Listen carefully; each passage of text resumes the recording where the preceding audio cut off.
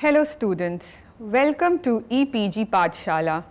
I am Professor Divya from University of Delhi, and today we will be discussing about cyber piracy. Today we will try to delve into a very contemporary issue in the field of cyber criminology, that is cyber piracy. The learning outcome for the students after they complete the video would be that they will be firstly have an understanding of what actually makes for piracy in the electronic world and how this contemporary form of technology accounts for a criminal activity. Secondly, we will be able to understand the various major forms of piracy that are in rise around the world, and thirdly, we will be able to interpret the efficacy of the cyber laws in relation to cyber piracy and see the specific legislative underpinnings in regards to the same. Now, before we develop cognizance with the cyber piracy, let us first discuss when and how computer as a tool to commit crimes gained recognition, and thus it was imperative to understand this inception and evolution of computer crimes, or to say in more precise words, cyber crimes. We all know that the advent of new technology has brought with it not only new scopes and horizons, but also new problems and difficulties. When scientists developed how components of the elements would be used to harness energy, it also helped in the discovery of how the most elemental form of energy could be destructive, that is, the nuclear bombs. Similarly, the penetration and dependency of our day-to-day living on computers, tools and gadgets has not only eased our lives and enhanced accessibility around the globe and brought us together, but also has increased our vulnerability to offences and crimes in which the computers either form a tool or a target. Computer as a tool not only changes the way in which the conventional crimes are committed, but also modernized newer forms of crime. There are endless numbers of crimes that are committed using the computer as a tool, and it is targeted.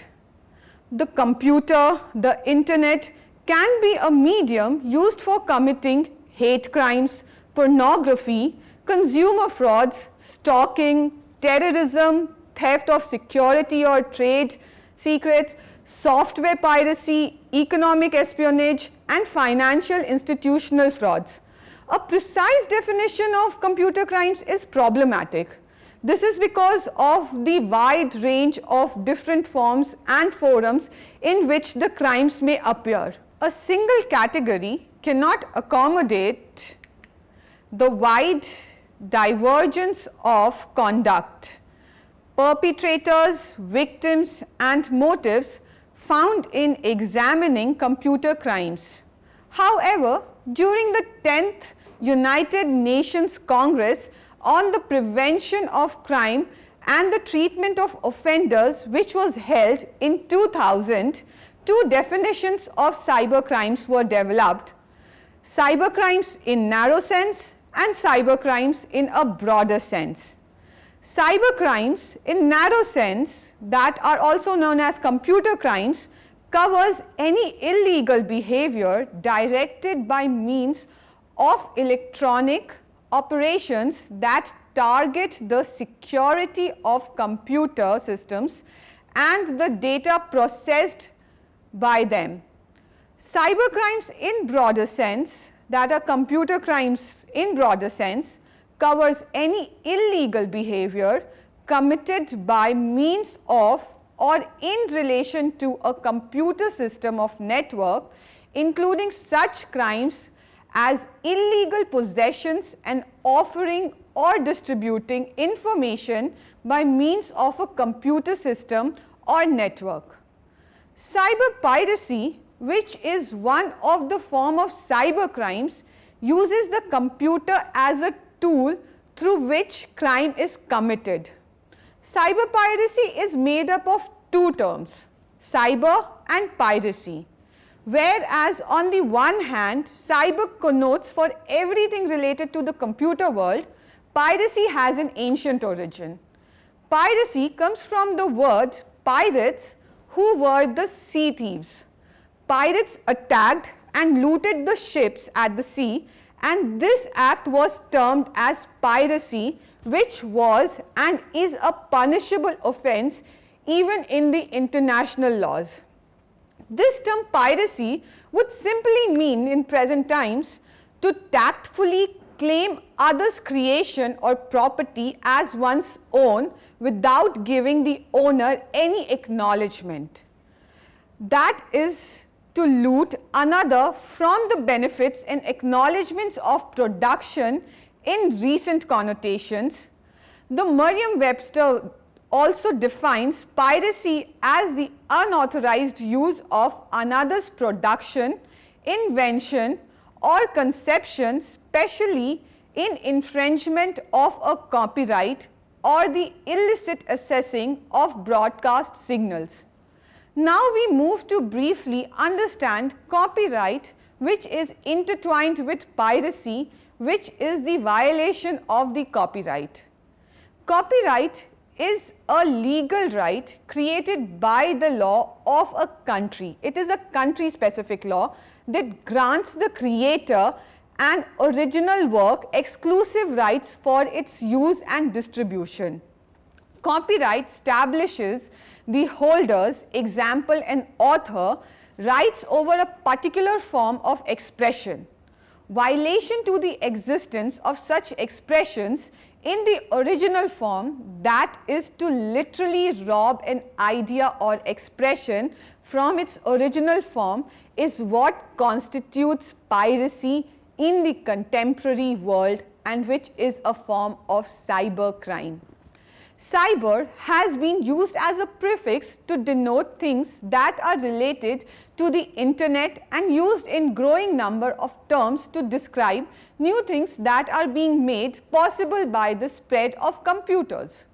The ability of computers and networked technologies to disseminate, share or trade information or intellectual properties in form of text, images, music, films and TV through information services is what has made the internet a world wide web what it is today.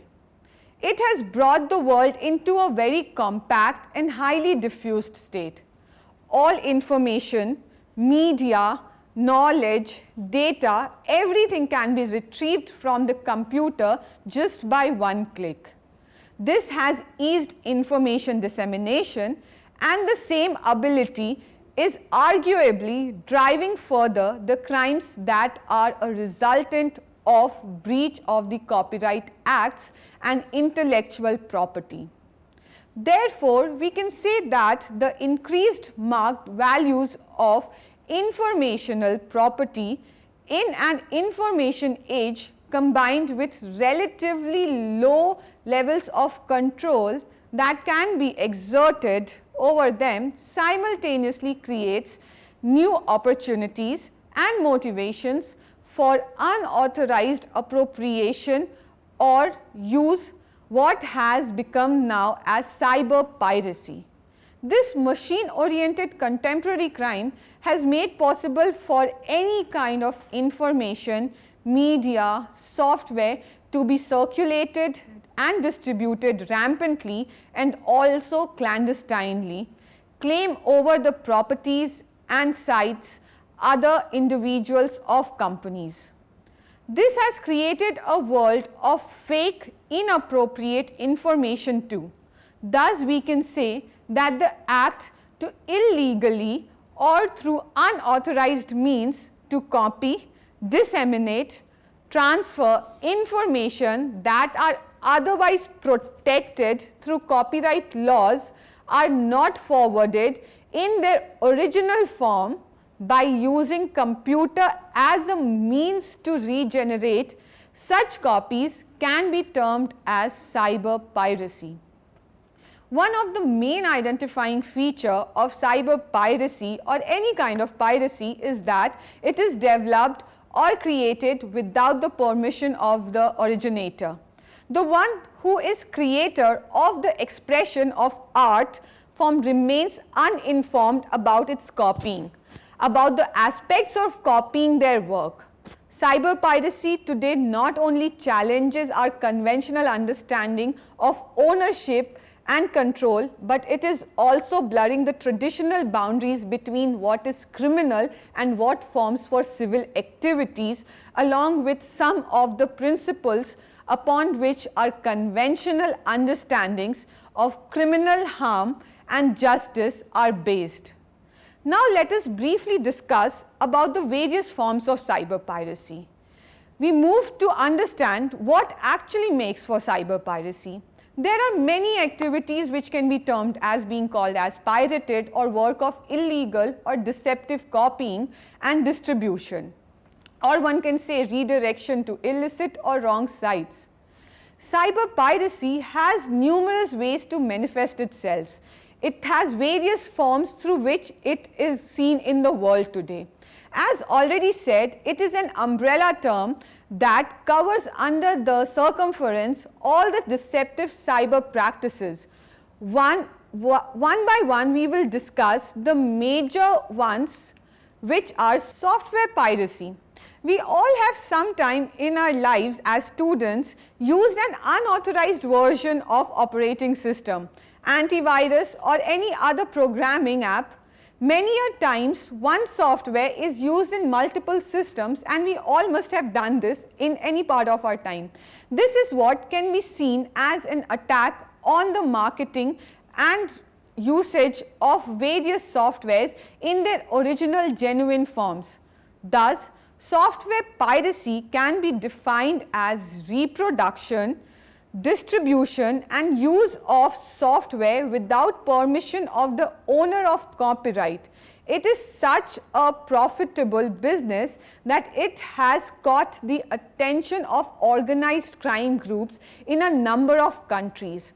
According to the Business Software Alliance, that is BSA, about 36% of all software in the current country are of stolen usage. Software piracy causes significant loss to the revenue for publishers, which in turn results in higher prices for the consumer. When you purchase a commercial software package, an end user license agreement, which is EULA, is included to protect that software from being pirated. That software program from copyright infringement also. Typically, the license states that you can install the original copy of software you brought on one computer, and that you can make a backup copy in case the original is lost or damaged. You agree to the licensing of the software and the agreement when you can open the software package. This is called a shrink wrap license. When you open the envelope that contains the software disk, or when you install the software, making multiple use of the copy results in the violation of such an agreement, that is EULA, and hence accounts for piracy. Kinds of illegal software use that can be qualified as copyright violation are selling of refurbished computer facilities with illegally installed software. This is called hard disk loading and is a form of software piracy. Replication and distribution of software copies or information carried without permission. This is called soft lifting. Illegal distribution of software through communication networks, that are internet, emails, through mobile phone apps. This is called online piracy. And illegal use of software by the users This is called counterfeiting. This is the most common and widely circulated form of piracy. In software piracy, not only the one who duplicates is the culprit, but knowingly or unknowingly, the victims of software piracy also contribute towards the ramification of the effects of software piracy. We either buy pirated products or download it, thus popularizing the usage of pirated softwares. A very good example of software piracy is the large-scale usage of pirated copies of Windows operating system, and I am sure all of us in our lifetime have used such an operating systems. Next, we move to another form, that is cybersquatting. We look into cybersquatting. It is a term used to describe the practice of registering and claiming rights over internet domain names that are arguably not for taking. It is registering, selling or using a domain name with the intent of profiting from the goodwill of someone else's trademark. It generally refers to the practice of buying up domain names that use the names of existing business with the intent to sell the names for profit to those businesses which are already existent. The cyber squatter then offers the domain to the person or company who owns a trademark contained within the name at an inflated price, and act which some deem to be extortion. Cyber squatters usually ask for prices far greater than that what should be asked for, which they have purchased it. Some cyber squatters put up derogatory remarks about the person or company the domain is meant to represent in an effort to encourage the subject to buy the domain from them. Often cyber squatters wait for a registered domain name to expire and then register and place derogatory information on these sites or these domain name. Then how do we actually know if a domain name is what is being used by a cyber squatter or not? For this, there is a very general rule which we can use to understand. First, check to see if the domain name takes you to the website or not. If it does not take you to the functioning website, but instead takes you to a site starting with the domain name, but written as the domain name is for sale or under construction or can't find server, the likelihood increases that you are dealing with a cyber squatter. The absence of a real site may indicate that the domain name owner only purpose is buying the name is to sell it back to you at a higher price, and this is what is cyber squatting. Cyber squatting is a form of piracy since it takes away the rightful identity of the business, thus forcing scrupulous and unwanted domain names to be bought and registered. Next, we move to piracy of music and videos. Music and video piracy is not a new phenomena, but has existed as one form of the traditional intellectual property theft since the advent of its production. Computers and information networking provided for an easy and quick mode to creating duplicate copies of the released media. Just one click and one could download and create multiple copies without much investment or efforts of the music or video files. Many sites have come up online, and we all know names of such sites through which music and videos are downloaded and distributed without actually getting charged for it. We all have in our lifetime and still download a piece of music and then make copies of it and then share it them with our friends and family through internet, CDs or through pen drives. but this has resulted into economical losses to the companies who owe the copyright of such productions. Therefore, suits and cases have been filed always to fight for music piracy. In the name of infringement of copyright laws also, these pirated activities have been disencouraged. What we consider downloading or sites that easily provide for links to download and insert MP3 and MP4 files are presumed by the audio companies to have violated the copyright norms. But at the same time, it is believed that providing for easy access to such media or art forms has helped in enhancing the music and visual culture around the globe. A report by the Australian Institute of Criminology argued that the music industry cannot explain how it arrives at its statistics for staggering losses through piracy. They have actually stood in support of the act of music and video downloading. This is a highly debatable issue in the realm of the dialectic that is created on account of who is gaining and who is at loss because of unacknowledgement and free usage of the media. Now we move to another kind of software or cyber piracy, that is domain parking. Domain parking is similar to cybersquatting but a little more sophisticated. It takes advantage of type-in traffic. People who type in the address based on an assumption of what it will be.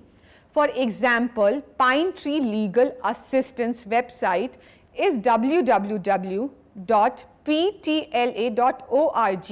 not with www.pita.pinetree.org.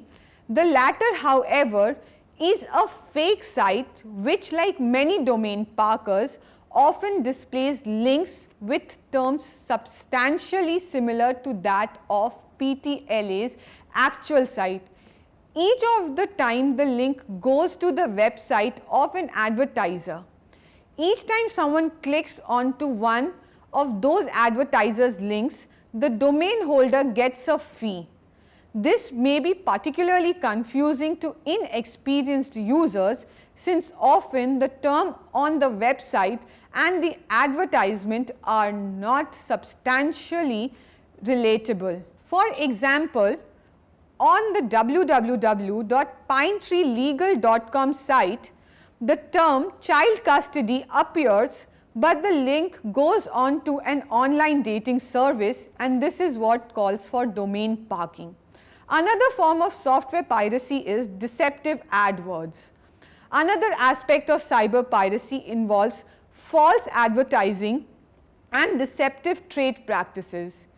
Each of the major search engines like Google, Yahoo, MSN sell ad words as a way for companies and organizations to advertise their products via their websites. When a user searches those words, the search engine prominently displays sites that have purchased particularly ad words. Often the title of the link in the search engine includes the words the person searched for, such as Pine Tree Legal Assistance or Vermont Legal Aid. For sophisticated web users, these sponsored links are identifiable. However, for a person new to online searching or a person vulnerable to enticement by language promising free or low cost legal service, these advertisements can be extremely confusing and ultimately costly if perused. Next we move on to legislative underpinnings. In the recent past, we saw rampant violation of the copyright policy of the movie Urta Punjab when it was distributed via internet before its actual release. The cyber cell of Mumbai Police on receiving the complaint from the Deputy General Manager of the Phantom Films Private Limited, blocked the pirated version of the movie and arrested a man for illegally uploading the movie on his site. There was a study conducted by Envision and Motion Pictures Association (MPA) which concluded that the online piracy for movie content is very significant in India. According to the study, Indians form the largest group to download Indian copyright content from torrent sites. Delhi, Mumbai and Bangalore accounted for the maximum level of illegal downloading. In India, all form of literary and artistic work is protected under the Copyright Act 1957. The Indian film industry has strong lobby at both state and union level. The increase in online piracy has led the government to take strong actions in regard to this. The recent amendment in the Copyright Act in 2012 is an example of the various initiatives taken by the Indian government. Amendment of the 2012 Act, the central government added 2 digital rights management provisioning. The main objective of this amendment was to curb digital piracy and to facilitate the membership of India in WIPO Copyright Treaty WCT and the WIPO Performance and Phonograms Treaty. The World Intellectual Property Organization, that is WIPO Copyright Treaty, is an international treaty on copyright law adopted by the member states of the World Intellectual Property Organization in 1996. It provides additional protection for copyright deemed necessary due to advances in information technology since the formation of previous copyright treaties before it. The WIPO Copyright Treaty is a special agreement under the Berne Convention which deals with the protection of works and the rights of their authors in the digital environment. In addition to the rights recognized by the Berne Convention, they are granted certain economic rights too. The treaty also deals with 2 subject matters to be protected by copyright. First, computer programs, whatever the mode or form of their expression, and second, compilation of data or other material, the databases. These amendments of the 2012 were incorporated in the Copyright Act as section 65A and 65B. Prior to the amendment, section 63B of the Copyright Act provided for penal sanctions for infringing copy of computer programs. We will now discuss section 63B of the Copyright Act. This section penalizes for copying computer programs. It states that any person who knowingly makes use on a computer of an infringing copy of a computer program shall be punishable with imprisonment for a term which shall not be less than 7 days, but may be extended up to 3 years, and with a fine which shall not be less than 50,000 rupees and extended up to 3 lakh. The other 2 sections that were incorporated in the Copyright Act after the amendment are section 65A and section 65B. Let us first see section 65A. This section protects the technological protection measures, that is TPM, used by copyright holders to protect their work from being pirated. The section says that in case a person circumvents the copyright of the protected work with the intention of infringing the right of the owner, then that person would be punishable with imprisonment up to 2 years and shall also be liable for fine. Next we move to section 65B. This section makes removal of rights management information without authorization a criminal offence. A Copyright Act formerly used to try for civil liability. After the inception of this section, infringing the work without authorization calls for criminal liability. Any person who sells, distributes, imports, broadcasts or communicates to the public copies of any work or performance without authority, knowing that the rights management information has been removed or altered without authority, is a punishable offence under this section. Punishment of maximum 2 years is prescribed by the Copyright Act. This could be with or without fine. As a matter of conclusion, thus, what should be intriguing all of us is that cyber piracy has been existent in today's world as a necessary evil. Though informational and cyber piracy differs from traditional intellectual infringement, it blurs the boundaries between criminal and civil actions. Piracy is beneficial for individuals who cannot access the highly priced software on one hand, and it is piracy which doesn't let prices of the software to come down. It is a vicious circle of organized criminal activity that has kept this business of piracy rising and spreading its tentacles in all spheres. It is where owners' intellectual property rights in images, trademarks, copyrighted text or general character merchandising are threatened by theft or release into the public domain of the internet. The threat is not just the loss of income streams, but also of the dilution of the property's value.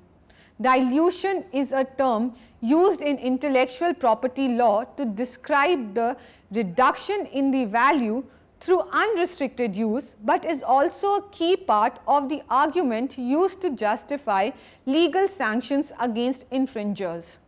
The additional problem of intellectual property right holders and for law is that the internet also facilitates new types of participatory consumption and development of informational properties.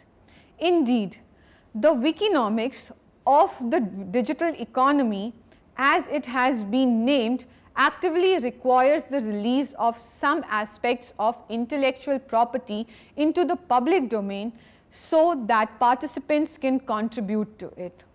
Cyber piracy does not only have productivity and economical risk, but also has security risks. Untested counterfeit disks may be infected with viruses that will damage your hard drive or cripple your network without the benefit of technical support. And therefore, we all should work towards stopping any form of cyber piracy. Thank you.